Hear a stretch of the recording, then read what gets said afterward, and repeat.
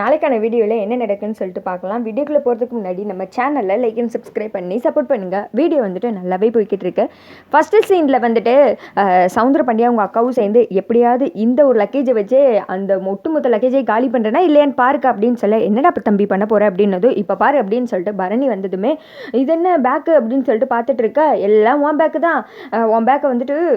அப்படியே சுருட்டுன்னு வண்டியில் வந்தான் பேக்கை கொடுத்துட்டு அவன் பாட்டு போயிட்டே இருக்கான் அப்படின்னு சொன்னதுமே பரணி வந்துட்டு ஷாக் ஆயிடுறாங்க. அதுக்கு மேலே பாக்கியம் வந்துட்டு எங்கே பொய் சொல்லாதீங்க, கண்டிப்பாக வந்துட்டு சண்மு அப்படிலாம் பண்ணியிருக்க மாட்டான், வாசல் வரைக்கும் வந்துட்டு எதுக்கு வீட்டுக்குள்ளே வராமல் போகிறான், அவன் ஒன்றும் அப்படி பண்ணுற ஆள் கிடையாது அப்படின்னு சொல்கிறாங்க. உடனே சவுந்தரபாண்டி சொல்கிறாங்க, ஆமாம் உன் அண்ணன் மகனை நீ தான் மெச்சிக்கணும், அவனே ஒன்றும் இல்லாத விரும்பையன் என் பொண்ணை எவ்வளோ கஷ்டப்படுத்தி எப்படியெல்லாம் வீட்டை விட்டு வெளியில் அமுச்சு விட்ருக்கான் பாரு, பொண்ணுக்கு ஏதாவது ஆச்சுன்னு கவலை கிடையாது உனக்கு, அவனை நினச்சி கவலை அப்படின்னு சொல்ல இந்த திக்க பாண்டியமா சொல்கிறாங்க. உன் பொண்டாட்டி என்னைக்கிடா உன் பிள்ளைகளை நினச்சி கவலைப்பட்டிருக்கா, எப்போ பார்த்தாலும் நொன்ன பிள்ளைக நொன்னனுக்கு தானே ஏண்டுக்கிட்டு போய் நின்றுட்டு இருக்கா, இதுக்கு நானும் தான் சாட்சி, நானும் தான் பக்கத்தில் இருந்தேன், அப்போ தான் பேக் கொண்டு வந்து மூணு போட்டு போனான், என்னடா தம்பி அப்படின்னு சொல்ல, ஆமாம்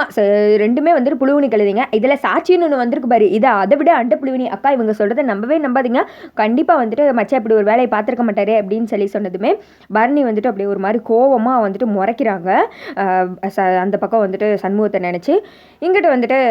இவங்க பாக்கிய சொல்கிறாங்க, இவங்க வந்துட்டு பொய் சொல்கிறாங்க, நீ வேணா சண்முகத்துக்கு கால் பண்ணி பாரு, என் மருமக வாசல் வரைக்கும் வந்துட்டு வீட்டுக்குள்ளே கண்டிப்பாக வந்திருப்பான், இவங்களோட பொய் சொல்லி உன் மனசை கலைக்க பார்க்குறாங்க, நீ நம்பாதடி அப்படின்னு சொல்ல, ஆமாம் பெரிய என்னமோ கலைக்க பார்க்குறாங்க, இங்கே பார் பாக்கியம் நான் சொல்கிறதெல்லாம் உண்மை, நீ மட்டும் அந்த இடத்துல இருந்து வெளியில் வந்து அவன் பண்ணதெல்லாம் பார்த்துருந்தேன்னு வச்சுக்கோ, நீயே நாக்கு பிடுங்குற மாதிரி அவனை 4 வார்த்தை சேர்ந்து கேட்டிருப்ப அப்படின்னு சொல்ல,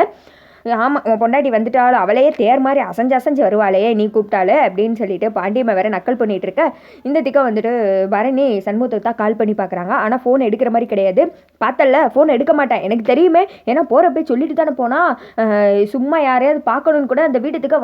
வந்துடக்கூடாது, உங்கள் பொண்ணு சொல்லி வைங்கன்னு சொல்லிட்டு போகிறான், இங்கே பாரு இதுக்கு மேலே இந்த வீட்டில் போய் வாழணுமா சொல்ல, இந்த வெறும் பைய கூட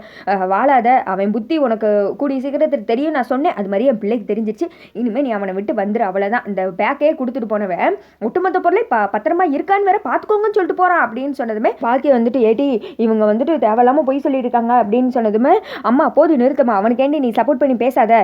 அப்பா வந்துட்டு சரியத்தான் சொல்வாரு அப்படின்னு சொல்லிட்டு பரணி கோவமா வந்துட்டு வெளியில கிளம்புறாங்க. உடனே வந்துட்டு அவங்க தம்பி வேற விடுன்னு சிவபாலன் பின்னாடியே போய் அக்கா நானே உன்னை ஏற்றிட்டு போறேன் அப்படின்னு சொல்லிட்டு கூட வந்துட்டு ஏற்றிட்டு போறாங்க. அப்போ வந்துட்டு சிவபாலன் சொல்றாங்க, ஏக்கா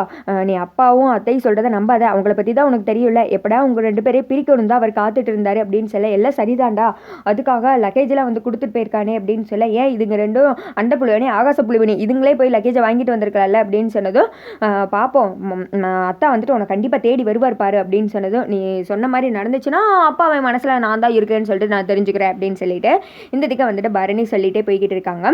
அதே சமயத்தில் அந்த பக்கம் வீட்டில் காமிச்சிட்டு இருக்காங்க. வைகுண்டம் சொல்கிறாரு, எனக்கு என்னமோ பரணி இதெல்லாம் கேட்டுப்பட்டிருப்பான்னு சொல்லி தோணவே இல்லை, இந்த குண்டானி 2 பேர் தான் வந்து தேவையில்லாத வேலை பார்த்துட்டு இருக்காங்க, பரணி வந்துட்டு அப்படி போன்ற பொண்ணு கிடையாது, பரணி இந்த வீட்டை விட்டு போனதுமே சந்தோஷமே போன மாதிரி இருக்கு, எல்லாம் ஒன்னால தாண்டா, அவளை அனுசரித்து கொஞ்சம் வந்துட்டு பாசமாக பேசியிருந்தா இவ்வளோ தூரம் நடந்திருக்கோம், அப்படியே தங்கச்சிகளோ அண்ணனு ஒன்று சேர்ந்துக்கிட்டு பரணி வந்துட்டு இப்படி பண்ணிட்டீங்களே அப்படின்னு சொல்ல, ஆமாம் எதனாலும் என் மேலே பழிய போட்டுட்டுருங்க, ஒரு வார்த்தை என் பேச்சை கேட்காம அவாட்டு விறுவிறுன்னு கோவத்தில் பைய எடுத்துகிட்டு போகிறா, இதுக்கு மேலே நான் என்னத்தை செய்கிறது அப்படின்னு சொல்ல, இங்கிட்டு வந்துட்டு முத்துப்பாண்டி சொல்கிறாங்க, மச்சான் என்னதான் இருந்தாலும் நீங்கள் பண்ணது தப்பு தானே, அவளுக்கு சப்போர்ட்டாக தானே நீங்கள் பேசியிருக்கணும், நீங்கள் வந்துட்டு எதுக்கு ஒரு தடவை பரணி கால் பண்ணி பாருங்க அப்படின்னு சொன்னதுமே, ஏன் நீங்கள் இதை பற்றி கேளுங்களேன் அப்படின்னு சொல்லி